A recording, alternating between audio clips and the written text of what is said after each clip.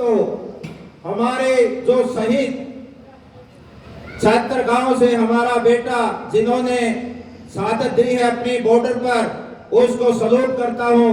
और जो किसान भाई हमारे इस आंदोलन के लिए 500 से ज्यादा बॉर्डर पर शहादत दे चुके हैं, उनको भी नमन करता हूं और सलूट करता हूं। साथियों, आज हम बिजली के मुद्दे को लेकर, क्योंकि हमने 5 तारीख को एमडी बिजली बोर्ड के साथ मीटिंग करनी थी और हमने निर्णय लिया था कि उससे पहले हमारे किसान भाइयों की बिजली से संबंधित समस्या हम जाने और ताकि एमडी बिजली बोर्ड को उन समस्याओं के बारे में अवगत करवाएं। इसीलिए हमारा मेन मकसद बिजली बोर्ड की समस्याओं का था। लेकिन जैसे व्यवस्था परिवर्तन की भी बात होती है और आंदोलन को और राजनीति को रणनीति के तहत हराया जा सकता है, इसलिए बहुत सारे रणनीतियां भी बनानी होती है। इसके तहत भी हमने हमारे ये मीटिंग का भी उद्देश्य था। हमारा दूसरा उद्देश्य मीटिंग का, यहाँ पर 2 बड़े लीडर हैं, दोषी चौटाला और विजेंद्र सिंह, जो भोले भाले किसानों से अपने वोट लेकर इस बीजेपी की गोद में बैठे हुए हैं। मैं उनको कहना चाहूंगा कि आपकी जमीन खिसक चुकी है। उन्होंने अपनी जुबान पर ताला लगा रखा है। ये हमारा मीटिंग का ये भी उद्देश्य था कि उनको अपनी उनकी औकात दिखाई जाए ताकि वो किसानों के पक्ष में बोलने का काम करें। और साथियों, इस मीटिंग के माध्यम से हमने सरकार को चेतावनी भी दी है और कुछ हम प्रस्ताव भी पास करने चाहते हैं, जो कि हमारे यहाँ पर सुझाव दिए गए थे।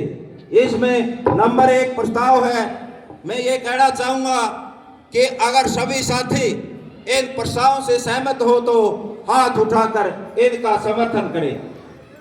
पहला प्रस्ताव हमारा है कि जो केंद्र सरकार ये काले कानून लाई है, इनको निरस्त किया जाए और एमएसपी का कानून बनाकर हमें दिया जाए।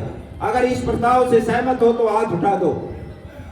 तो दूसरा प्रस्ताव साथियों, कि किसानों के जो बिजली से संबंधित समस्याएं हैं उन सभी का निदान किया जाए, क्योंकि हमारे पास आज बहुत सारी लिखित में भी आई है और पहले भी हमारे किसान भाई इन समस्याओं को हमारे को अवगत करवा चुके थे, ताकि कल हम एमडी के साथ इन समस्याओं पर चर्चा करें। इसलिए इस पर भी आपकी मोहर है तो हाथ उठाकर समर्थन करो।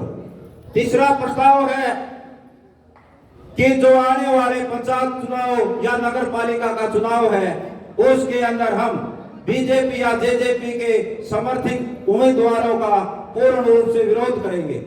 अगर इस बात से भी सहमत हो तो हाथ उठाओ। चौथा प्रस्ताव, जो सरकार क्षतिपूर्ति कानून विधानसभा में पास करवाया है उसको निरस्त करवाया जाए। अगर इससे सहमत हो तो हाथ उठा दो। तो इसी प्रकार 5वां प्रस्ताव, जो चारों लेबर कोड मजदूरों के खिलाफ बनाए गए हैं उनको निरस्त किया जाए। हाथ उठाकर शांति जताओ भाई साहब।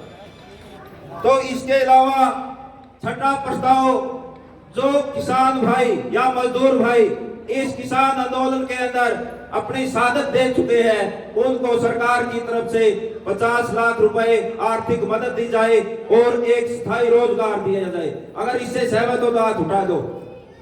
तो 7वां प्रस्ताव है, किसान और मजदूर के सभी कर्जे सभी प्रकार के माफ किए जाए। तो इसी प्रकार 8वां प्रस्ताव युवाओं के लिए है कि युवाओं के लिए सरकार रोजगार का प्रबंध करे। अगर सहमत हो तो हाथ उठाओ। तो 9वां प्रस्ताव, आज किसान आंदोलन महिलाओं की आवाज बनी है, तो साथियों महिलाओं से संबंधित सभी उत्पीड़नों का सरकार संज्ञान ज्ञान ले ताकि महिलाएं समाज में सुरक्षित रह सके।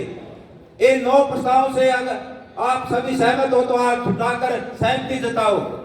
मैं सरकार को चेताना चाहता हूं कि आज हमने इस मीटिंग के माध्यम से, इस महापंचायत के माध्यम से इन 9 प्रस्तावों पर मोहर लगाई है इसलिए सरकार ने इन 9 प्रस्तावों के प्रति अपना ध्यान देना चाहिए। और मैं ज्यादा बातें ना कहते हुए, क्योंकि समय बहुत हो चुका है, एक बात कहना चाहूंगा कि खून से लिखा इतिहास शाही से मिटने नहीं देंगे।